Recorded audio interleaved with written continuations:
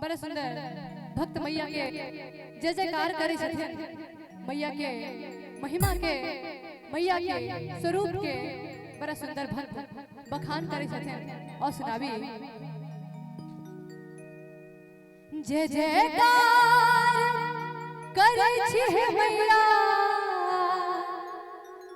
जय जयकार करे छी कि जय जयकार करे छी हे मैया, जय जयकार करे छी। कनी सब गोटे ताली बजा के सब गोटे अम्बे अम्बे जय जगदम्बे जय जयकार करे छी हे, अम्बे अम्बे जय जगदम्बे जय जयकार करे छी हे, जय जयकार करे छी हे मैया, जय जयकार करे छी हे, जय जयकार करे छी हे मैया, जय जयकार करे छी हे, अम्बे अम्बे जय जगदम्बे जय जयकार करे छी हे, अम्बे अम्बे जय जगदम्बे जय जयकार करे छी हे।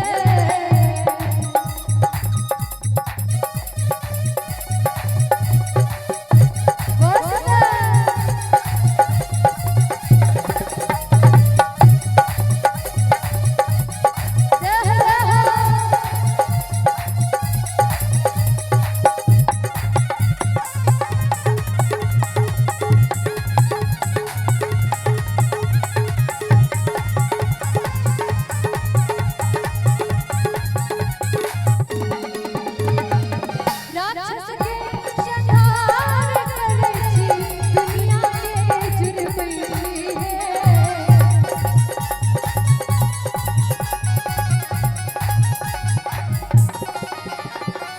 राक्षस के संहार करे छी, दुनिया के जुड़बै छी हे, अम्बे अम्बे जय जगदम्बे, अम्बे अम्बे जय जगदम्बे जय जयकार करे छी हे, अम्बे अम्बे जय जगदम्बे जय जयकार करे छी हे।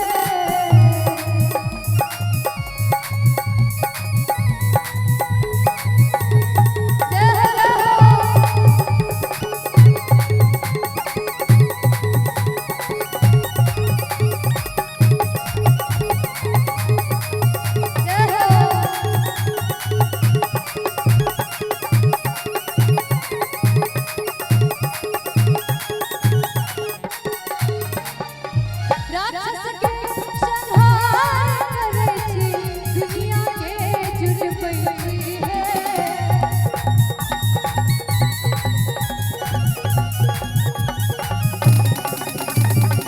राक्षस के संहार करे छी, योगिन के नचबै छी हे।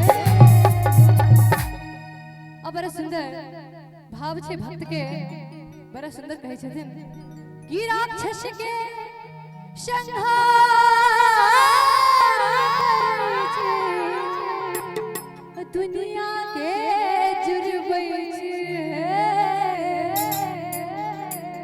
आ जिनका सबके मैया के दरबार में मोन लागत हुए, कनी मैया रानी के नाम पर सब गोटे मीठ मीठ थपड़ी बजा के, सब गोटे जिनका सबके मैया सही सलामत हाथ देने छथिन, सब गोटे थपड़ी बजा के अम्बे अम्बे जय जगदम्बे, अम्बे अम्बे जय जगदम्बे जय जयकार करे छी हे, अम्बे अम्बे जय जगदम्बे जय जयकार करे छी हे।